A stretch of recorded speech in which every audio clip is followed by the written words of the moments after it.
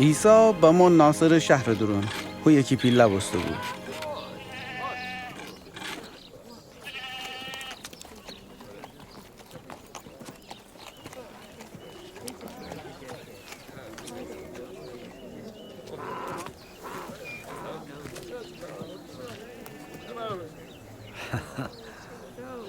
سلام. سلام.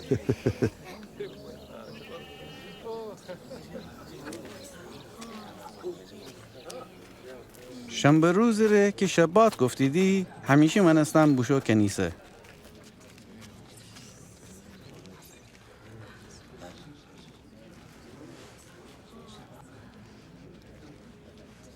اشعیای نبی تو ما را اون فده ایدی که بخنه.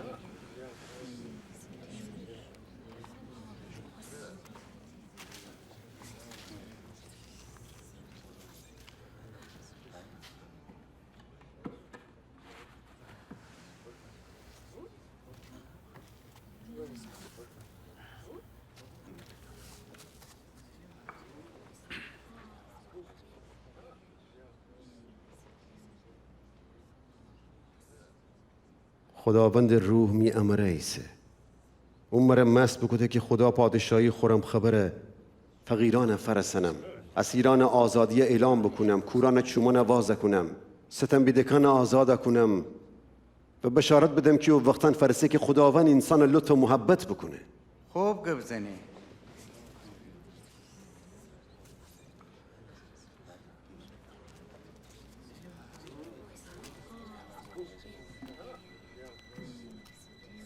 امروز حتی که میگه با نگوشتن دردی یا تومار نوشتیان انجام ببسته. انجام ببسته؟ ولی فقط مسیح تنها وحدی انجام بده. جیکوی و بداری.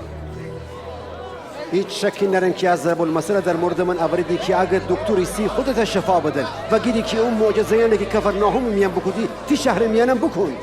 آمین. شما نگم که هیچ نبی خودش شهر درون قوی نریدی.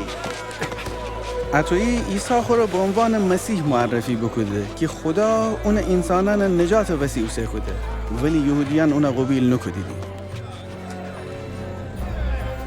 وشن اونا ببردید و بلندی سر که شهر اون سر چکده ببستو بود کتاب دید بیجیر ولی اونجا وشن میان دوارسته بوشو